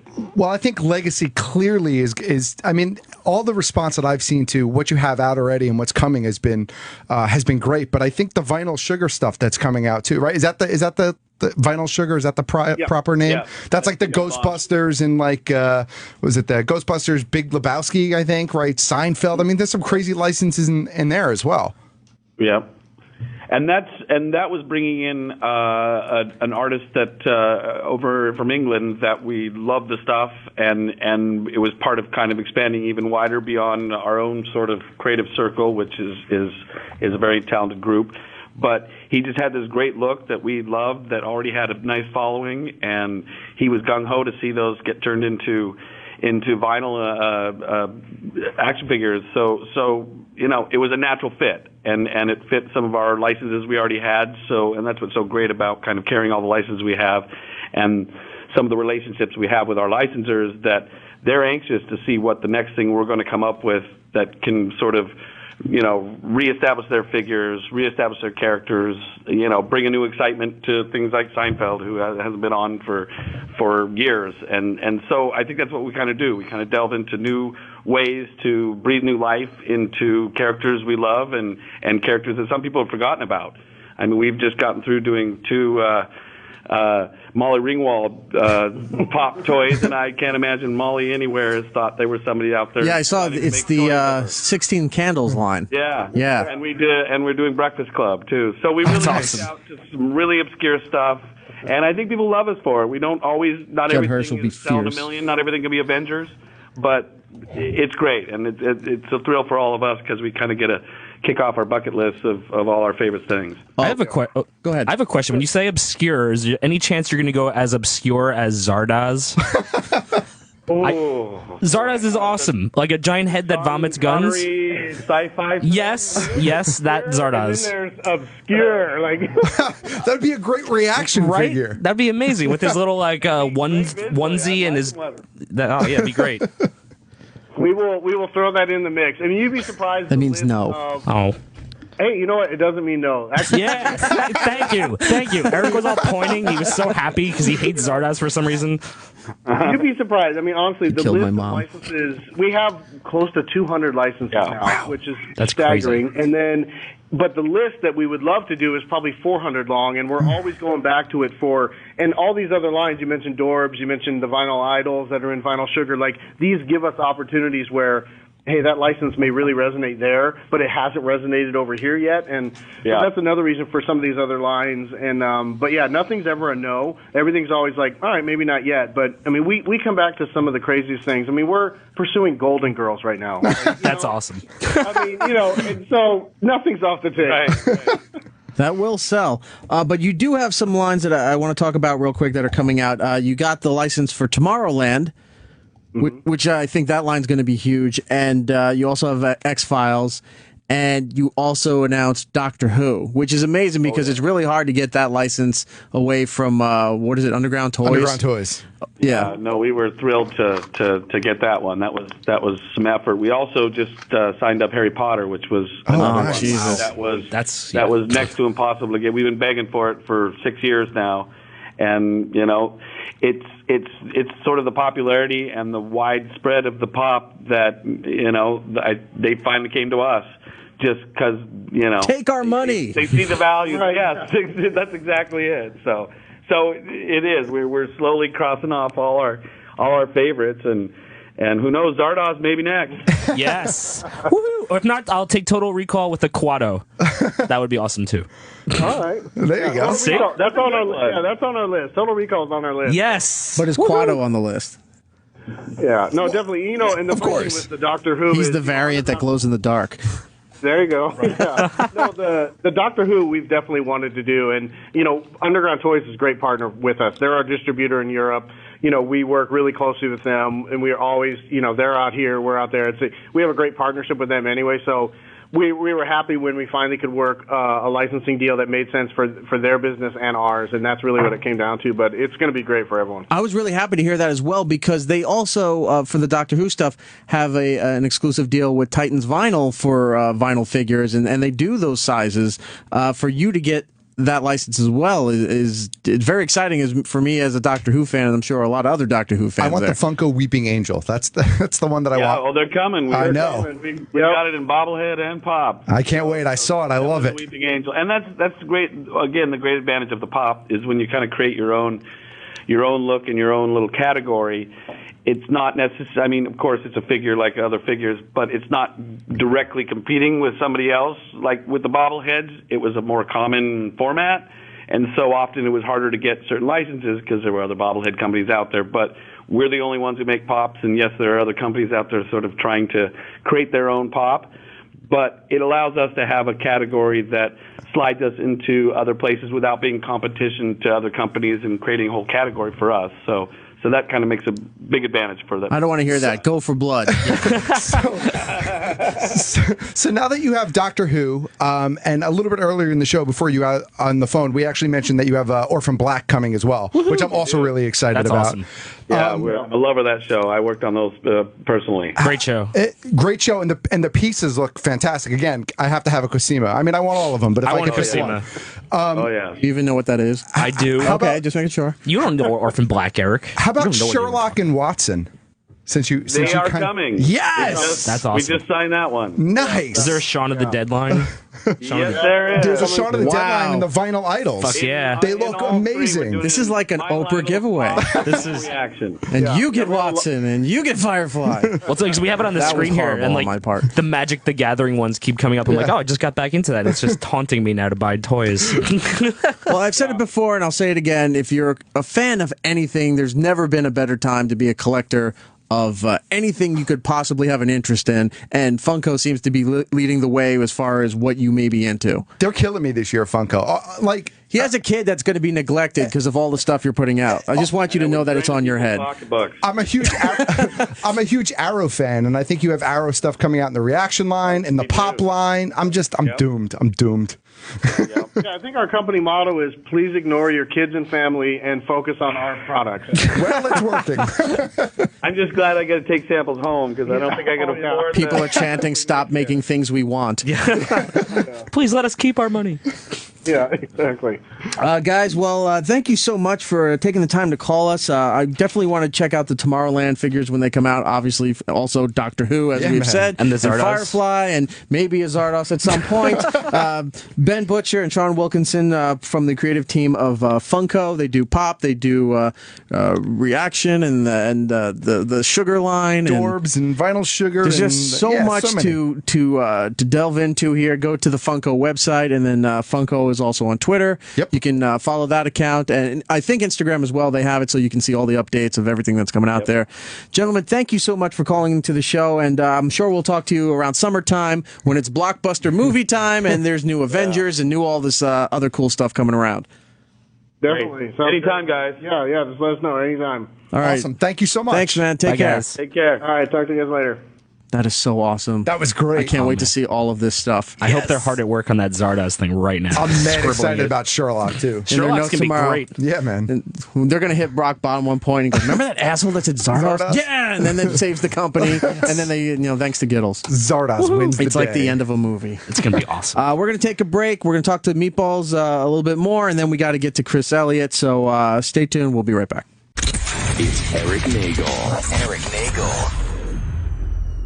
Not enough time to get across everything that we need to. We're chatty Cathys. Which is a good thing. We're still going over last week's prep list. Right, and we're like, well, not going to get to this, not going to get to this. Last week. Some of this stuff is a month old. I Yeah, think. seriously. Well, one day we'll get to this stuff here, but for now, we'll make the best with what we got. Thanks to the guys at Funko. That was really Absolutely, cool. yeah, I can't man. wait to see all this new stuff. Yeah, those guys are awesome. They sent a bunch of stuff here that we're trying to give away to the callers, and I'll do some on Twitter as well. But I noticed they sent some of the new X-File figures that don't come out till man. April, and I think Roland left with them. Bastard. He's a huge X-Files He's fan. a ginormous X-Files fan. It's like unhealthy almost. Well, at least they're going to a good home, so I'm happy with that. We are going to return here to the artist formerly known as Meatballs. We'll call you Rich. And he was telling us the story about he used to be the stunt guy, associate producer, any of that title? Or wait, there you are. That's okay. I was strictly just a on-air guy / stunt boy. Stunt boy, okay. Yeah. For the Todd Show, if you're not familiar with the long history of Scott and Todd and the Todd Show with Opie and Anthony and Opie and Jimmy and what have you. So you got this opportunity of a lifetime. You got to come to New York, and unfortunately, he was working on his show. But good opportunity, or so you thought. Then they named you Meatballs. That wasn't really the best way to go for your career, but you did what you had to do. And you did bust your ass. You were out on the streets. You were coming up with all this stuff. Now, how long did you last with the show? I guess it would have been the end of December till the end of August. So, what, 9.5 months or so? Okay. About that. So you run that time period here. Why were you fired? Were you let go? What was what were they telling you? The typical radio firing, I guess, and I didn't understand it at the time. And for those of you who aren't familiar with the New York radio, I mean, that show's changed a lot. Right. And so I guess that was the beginning of the changes for what it is now. But I guess I'll never forget it, too. I left after the show, and it was actually a show I did a good segment, and I was downstairs, I was smoking a cigarette, I was at Dunkin' Donuts, and I get a call, and I never get a call from the PD. He called me and said, hey, can you come back up here for a minute? I was like, that's weird. Uh-oh. I'm either going to get fired or promoted, probably fired. So then I go into, and I'm talking, like the market manager, the vice president of Cumulus, and the PD, and of course, Todd and Joe were not in the meeting. Of course, when they let me go. No blood on their hands.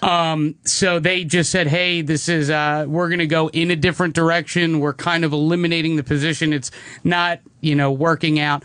what the excuse was I did a segment where I got in a argument with a cab driver, and they said that the cab driver called and complained about me. Now, I don't know if the cab driver ever did call and complain about me.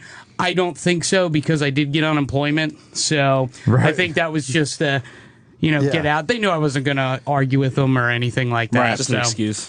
But, when I walk out of the building with a lease still for another couple months at, over $1,000 a month and no job. So not even a payoff thing, like a severance package? I got a little severance, but nothing. I paid 2 months of rent, and then luckily my landlord was being real cool, understood, and listened to the show, and was like, "Dude, it's fine. Just give me 2 months rent." So they blamed it that there was a complaint. That's why you were let go. I guess on paper, that's what. If you look at it, that's what it is. But they said something about the direction. So whether it was the cab driver, but I know it wasn't the cab driver because. You're there, you're behind the scenes. What did you think it was as you were there for like 9 months? You saw that this thing was not working out. Todd thought he could take the front seat and run, but pretty much what he did was where the way Scott does radio, he sits here and then throws it around the room to get it. Like, he'll bring the story, he'll control the ship, throws it around to get reactions and stories from everybody else. Where Todd wanted that position, but he did the reverse, where he was sitting there and it's like, all right, you guys all bring up stuff to me and I'll hit the punchline and hit the sweeper and then we're out. And those conversations never lasted more.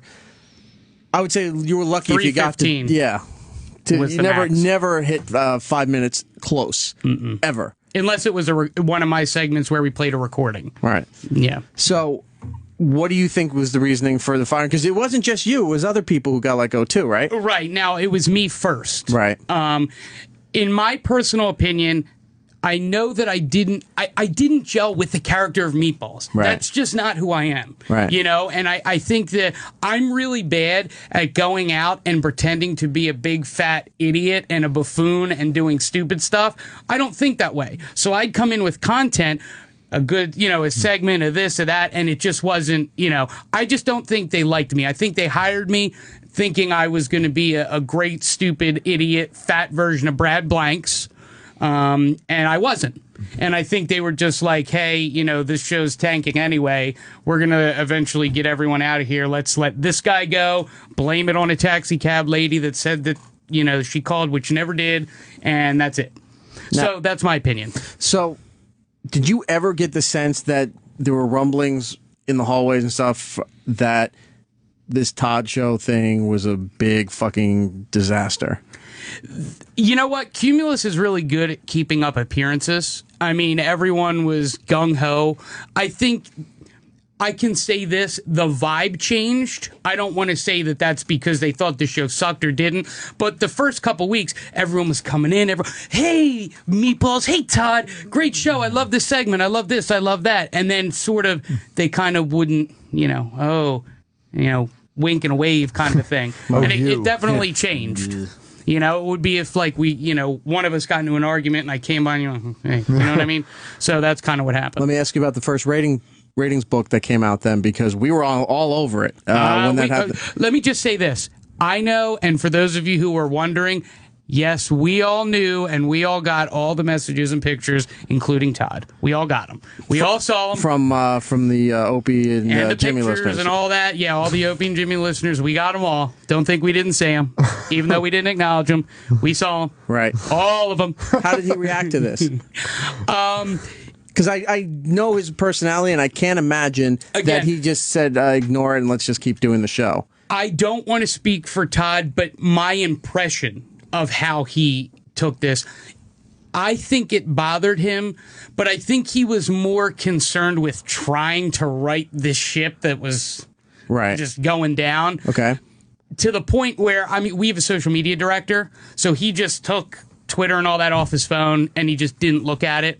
And I will admit this. I would come in and go, oh, did you see this picture? Did you see? Look, or I would go. Oh, do you remember when I did this? That guy's penis was huge. With all the dick pics that, I would say, hey, Todd, look what they did to me. And then I would accidentally flip through and I'd be like, oh, sorry. You know what I mean? So ISIS wearing a Todd shirt. He would see it, and then the Scott thing really bothered him, I think. About the team Scott and because we took Scott's side when we realized what he was doing. I think that hurt him because I guess he didn't want to be known. And again, this is my interpretation. I guess he just thought that he was looked at as a villain, and I think it did bother him a lot. That's just my interpretation, though. Okay. So all this is going on. The ratings aren't doing well. We're constantly checking in on seeing how they were doing. I think once or twice we were checking on some of the bits that you did. And then out of nowhere, I started hearing from people that I know in the radio industry that there's going to be some kind of shakeup. And when I started hearing that is all the same time when we found out that you were fired or let go or however they want to put it, right? So we were hearing these rumblings, and then going into the Christmas break for everybody, all the stations were taking like 2 weeks off. We found out about Jade. Right. So Jade's being hired because Cooper's gone. Yeah. What happened to her? All I know is, and I texted her. Was she let go, or did she leave on her own accord? I'll say this. I texted Cooper. I said, hey, Coop, what happened? And this was her exact text to me. I didn't leave Cumulus, but I left to pursue other aspects. So what they did is she had a contract. They can't let her go. So she's doing other stuff for Cumulus. She's filling in on ABC. She's doing the Cooper Lawrence show. They were like, this isn't the right move. Like, you're not the right fit for this show anymore. And now, I wasn't there when that happened, but just based on what, I said to her, I think she's pursuing other opportunities within Cumulus. That's all I know. I know she's still getting a paycheck, put it that way. Okay. So she's taken care of, but they move her off of there. You're let go. There's a gentleman named Fitz. Was he let go around the same time, or was he still there? No, he's gone. He's gone too. Okay, so all this is happening, and it just seemed, for the public, out of nowhere, all right? But for people in the industry, we knew that, this is crashing and burning. This isn't working well. The hiring of Jade now, because now it's the Todd and Jade show, was this forced upon him? Do you know this? Or was he really thinking that he needed a different co-host? Because I can't imagine. I have to think of how to answer this question without... Okay, what do you think happened? Like you said, are you asking me if he said, I think Jade will be the person that brings this show together? I'll tell you this is just my... idea of what might have happened. All right, I don't I'm not know going to say yes or no. I'll give you a thumbs up or thumbs down. Okay. They tried this experiment. Okay. It wasn't going the way that they hoped. They spent a lot of money. They were also doing a cash prize giveaway, like thousands of dollars. It was $1,500 a day. All right, Wow. right, for a long period of time, much longer than most radio 3 stunting months. goes. Right. Oh shit! We paid a lot of people money $1,500 a day for to 3 listen months. in. Yeah. Wow. This isn't going the way more that than they were paying you. Yes, it was. It was. Yeah, it was. You should have been calling in. It wasn't going the way they hoped. They realized they spent so much money, and they couldn't throw enough money at it to fix this problem here. So they started thinking, we got to restructure. We got to let some people go. They moved some people off. And then they started to realize that he's not strong enough to hold the brand himself. And the audience isn't there to support him as a solo host. As Scott and Todd, they were around for 20 plus years, and even though the ratings would fluctuate depending, they were 10, solid 10. Like that, they billed enormously. That's why they never were taken off the air, because they brought in so much money that it didn't matter where the ratings were. They were very bankable, and they got everything. And all the sponsors that most radio shows and radio stations don't get, like they had McDonald's, they had Disney, all the what do they call, blue chip stocks and stuff like that. Coca-Cola, they had that, and that was a very unique situation. He couldn't hold that. The company, I'm thinking, started to realize, we tried, this isn't working, we don't see him being here for the long run. Let's try to merge somebody else into this show here to try to give it one last chance of life. And if it doesn't work, maybe the other person coming in will be the person we switch to. This is my thought. And again, this is not from anyone at PLJ or anyone that I know there. I think that that's probably pretty accurate. I think that, and I know that, Todd is a great number 2. Todd... He is a big number 2. Todd has talent. I mean, you don't stay in New York, whether you like him or not. He's been in New York for 25 years. That's hard. Believe me, it's hard. He just, in my opinion, this is just me, I don't think he ever was built to be a host. And I think that what he envisioned was this thing where we all said, hey, Todd, so did you hear about this guy who, got this hat and he lit it on fire and did this? And then he would say something funny and we would be out. And that's sort of what he did with Scott. Scott did the thing, steered the ship, and he kind of just said something funny every once in a while. I think he or hit thought that doorbell sound effect. Or he said all these weird words and these weird names of people, in the phone scams and stuff. And that was him. Oh, wait, real quick. Was he aware of how much we were trashing him for stealing the Jerky Boys voice and all those dumb names where Jim started doing Todd impressions? He knows. He's heard everything. Oh, good. He's heard everything. And he'll hear this on Monday. And again, that's fine, and there's no ill will towards him. It's just my interpretation. He brought me to New York. That's more than anyone else did. That's fair. And I don't think that what he wants is... It's not doable on the radio, if that makes sense. We can all have this great idea for a show, but it doesn't necessarily mean it's going to translate. You are so holding back. I can see you straining. I am because and rightfully so. Look, like I said, I don't want to come off like the guy who's got sour grapes and is trashing his boss. There are a lot of things I know that I won't say and that I can out of respect. But like I said, he did bring me to New York. That's a big thing. But I think you're pretty on with your assessment. So my prediction is that this isn't going to last much longer. I'm saying by the summertime, where they could either stunt where they'll do, around Memorial Day, they'll do a big commercial-free kind of thing where they're just doing nonstop music and money giveaways and what have you. And then they redo the morning show and it's Jade's show. Or Jade and somebody else. The format's changing a little bit. I think that this current incarnation of what he's doing and what the station is gone by the summer. That's just my prediction. Doesn't mean that it's going to happen, but I'm willing to kind of put, if I was a betting man, I would put something on that. Ooh. I mean, I definitely agree with you in the regard that I don't think it's going to be on like Scott and Todd was on for 20-some years. Mm-hmm. I do know that, I don't know the length of it, but I do know he has a contract, so I think what they're probably going to, if I were to guess, they would probably let the contract go till maybe the last year and then pay him out. But I think they'll pay him out and they'll just say, look, we'll take the hit, whatever the stipulation is, unless he has some kind of like weird Conan O'Brien penalty clause where if you remove me, you owe me $40 million. They went in big on him, man. I do know that, and again, I don't know any money, but I know that the company really believed in him to the point where and his vision at the beginning with the Todd show, that they went in on him. Right. And I don't know if that's kind of what's holding him back, but I know, deep down, it would kill him if and when that ends. I don't know what he's going to do or where he's going to go. Well, doesn't he have a CD? He has a production company. I know he has Pengill Production. He has CDs that he put out because he thinks he's Robert Goulet, that he's a song and dance man. And the phone scam CDs and all that stuff, I guess. But, I mean, it's minimal compared to what he's doing now, Anything at this point is a step in the right direction for him, and that's just my opinion.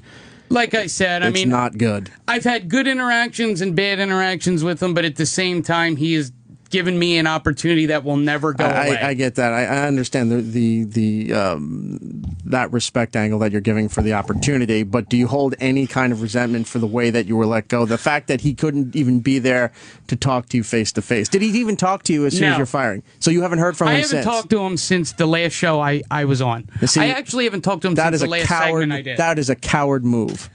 I will say this. Because he had other people do it, because he was pushing for this, and like, this guy's not working out, and doesn't even have the balls to fucking address you and say, look, dude, I appreciate what you tried to do here, or even if he didn't like what you were doing. Right, he could have said, Rich, you suck. You sucked. Right. You're not a fit here. We're going to let you go. He didn't even take any kind of opportunity to talk to you, be it positive or negative, and that is a coward fucking move.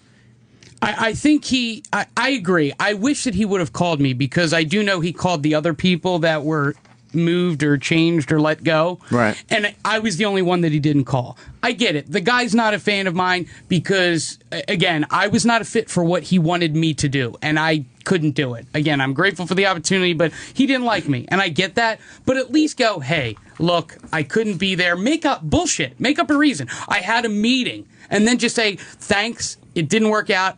I'll give you a recommendation. I had to get a recommendation from the EP, and that doesn't hold as much weight in the industry if you don't know who he is from him, So I just wish he would have called me and said, hey, it didn't work out. I think you suck. You're not a fit for me. Because I didn't even get anything from anyone until a text 2 days later from Joe, the executive producer. So I still keep in contact with everybody except Todd and Joe. But you don't hear from Joe either? No. See, Joe's a weird case, but I mean, he's been there forever. He was there when I was there. Joe is Todd's everything. I know he's his right hand man. He's everything. But when I was there, Joe, taught me the boards and then a lot of other things there, and I'll always be grateful for that. I don't really have any problem with Joe Monk on the air. He's a great EP. But Todd was never nice to me during my time there. He was never nice to a lot of people. I'm not really talking out of school. I'm not trashing the guy as far as anything being unfair. I'm only talking about my own personal experience, that anytime that I've had to interact with him, and this was during a time, too, where one particular incident, and I've said this on the air a few times, where I'm in the main studio, Scott's in there, and the way the studio used to be built was that he'd have what they call a daisy chain, which was 6 cart machines, like in a semicircle, and they would all trigger the next thing for commercials and songs and what have you. And he'd be in there doing his stuff, and Todd couldn't wait to get out of the studio as soon as a song or the break hit, and he would take off from the studio. He would go out do some other things, or he'd be in his office with the producer at the time, Cato, and they would be working on bits and ideas and things like that. And it was either Scott or somebody in the studio said, "Could you go tell them that the song's going to be done in 2 minutes?" Good luck. So I go down to his office there, and the door's open, and Todd's sitting on the corner of his desk, and Cato's reading something to him. And I said, "Guys, the song's almost done. You got about 2 minutes." And Todd just got off the desk, looked at me, and then slammed the door in my face. And I went, okay. So I didn't even bother telling the rest of them there. Song came back, and all of a sudden I see him, I was in that little kitchen area, bolt out. Oh, okay. At 2 Penn? At 2 Penn, okay. Right. Bolt out and run back into the studio because he had no idea. And Scott came back on the air and what have you there. But I mean, it's just it was things like that. And then when they did the summer diner tour, he was a dick. And then again, that's my own interaction with the guy. So from my own personal experience, I've lost a lot of respect for that guy. I know he's accomplished a lot, but yeah, from my own personal interaction, I lost a lot of respect for the guy. And then to hear that only further strengthens my my vision of him, that this dude is just whatever. I've had extremely good and extremely bad experiences with him. I do understand what you're saying. The way, in my interpretation, that he works is he has his people. When we first started, he was great to all of us. We were the Todd Show. But I think everyone else, he kind of kept his distance from, for whatever reason. That's my interpretation. It may or may not be true. Then as this thing got on, and I think he realized I wasn't a good, dumb, fat guy who didn't do anything, he was like, well, I hate this guy because he's not a good, stupid, fat person. So he sort of distanced himself from me. And then anything that he would have to say to me would go through Joe or something. And then it sort of happened like that. It just, the one thing I will say that hurt me, and I debated talking about this, I'm just going to say it. When I was at his house, about a week before I got fired, we had a pool party. He had a pool party for everyone. He invited me because I guess he had to invite me. And I'll never forget, and this is what sticks in my craw, because this is how I know that he didn't like me and wanted me fired. His wife said to me, she said, well, enjoy the barbecue. It's probably the last time you're going to be here before they let you go. Ha ha, just kidding. Oh, oops. Now, that's called foreshadowing. Well, and you know what? I actually left, called my mom and said, dude, this is what just happened to me. My mom's like, just let it go. She was probably just playing. I said, Mom, she's not playing. Yeah. He said something to her, so it was planned. And he knew. Yeah. Why would she say that? And so I wish he just would have called me and said, I wish he would have called me and said, I hate you. I don't care. Right. Something. And then to have his wife say that to me at the party when we were all supposed to be having a good time. She said it to me at the beginning of the party. So I had the whole day She's thinking, about as pleasant as he is. Right. Knowing about I'm going to get fired now. Oof. You know, and then I get fired and I hear nothing. So that's my experience with Todd. Now, other people love him. So that's my experience. I don't know who those people are, but I'll take your try. word for it. We're running out of time here. Rich, thank you for coming on the show here. I'm sure there's a lot of other stuff we could have went into here. And to the listening audience, this is not something that we normally do on this program. This is just something from my own curiosity and being a radiophile and all that. And hopefully you got to understand and maybe enjoy some behind-the-scenes things on how this industry works. And it's not all that it's cracked up to be at sometimes. Sure. A lot of times it's the greatest thing that could ever happen to your life. But thank you for telling me your story as much as you could about the whole Meatballs dilemma. You have another gig now? Are you looking or what? No, I mean, I'm still looking. I got an email from a couple consultants, so I had to turn down a couple jobs, but I'm still looking. You know, I guess I have the high hope that one day I'll get back to New York, but I doubt it. Where are you on Twitter? What's your address? It's Rich McClain 929. Spell McClain for everybody. MCCLAIN 929. All one word. Rich McClain 929. Okay, so if you want to talk to the artist formerly known as Meatballs, real name Rich, you can reach him out there on Twitter and say hi and what have you. I'm sure he has other people. I'm seeing Twitter here. People are asking everything between like his personal life, which we're not going to get into. Then somebody's asking what kind of cologne Todd wears. Why? I don't know why that's important. But what Versace blue jean. Of course it is. Wow. Anyway, so thank you so much, man. We'll definitely talk to you down the road at some point and get an update of what you're doing. And best of luck to you. Thanks so much. Matt, any plugs for you? No, you can just find me on Twitter and Instagram, Geek Stuff OG, and Geek Stuff, bkgeekstuff.com for the podcast that I'm on each week. Do we have an announcement for the appearance that we're doing, the Geek Flea Market? Yeah, we could say April 18th in Kearney, New Jersey, if you're local to New York, New Jersey. There's this awesome little kind of event that goes on in a church basement, but it's guys selling off their old toys and collectibles and some really cool artists that do some original stuff. It's very pathetic. I'm just going to point that out now. But it's fun. It's a lot of fun. It's a fun day, and I'll be hanging out there all day. I think Eric's going to be hanging out there all day. I have a lot of stuff from my own personal collection that I will be getting rid of. I'm trying to convince Giddles to come out. Oh, I'm going to come out. I'm totally going to come out. So there you go. I think Lisa's going to come out too. So Lisa Corral. You can come and hang out. She'll come out, and we'll all be out there. It'll be a good time. Selling our wares. That's right. Get rid of this stuff. Giddles, do you have anything you need to promote? I have nothing to promote, Eric. No chili cook-off? No, actually, in a month I have a macaroni and cheese takedown April 12th. So mark your calendars now. Get hungry. It's going to be delicious. It's Skittle Base on the Twitter and Instagram, and I am E-Rock Radio on Twitter and Instagram. I do apologize that we did not get to talk to Chris Elliott, but I decided to go in this direction for tonight. I think we'll do we'll try to do it next week. Also next week on the show, Rose McIver. If you're not familiar with who she is, McIver.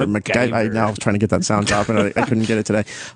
She's now the lead in the new series iZombie, which is going to be on the CW based on the comic books. Cannot wait. And we'll talk to her next week as well. And there's just... Look, we're in a good place where we've now had a 2-hour show, and we still don't have enough time to cover everything that we need to cover. I think we'll be talking to Brian Lynch next week, too, the gentleman who's scribing the new Bill and Ted comic. That's exciting. And that's kind of cool. Minions he's worked on a bunch of Not stuff. Not just Minions, Minions movie. Minions movie, That's coming out. Yeah. That's like the origin story. Okay, yeah, gotcha. And he's doing the Bill and Ted's comic now, and he's got a bunch of other comics. He's a great guy, and I think that'll be a lot of fun. That's awesome. Well, thanks to everybody here at SiriusXM, and thank you for all of you out there that will listen to this program. We do appreciate it. It will be up on SiriusXM on demand, probably within a couple hours, so if you want to check everything out. Until next week, ladies and gentlemen, we'll be seeing you. And that's all the time we have. Follow Eric on Twitter, Facebook, and Instagram at eRock Radio. The show should be back next week. Maybe in 2 weeks. Who the hell knows around here anymore?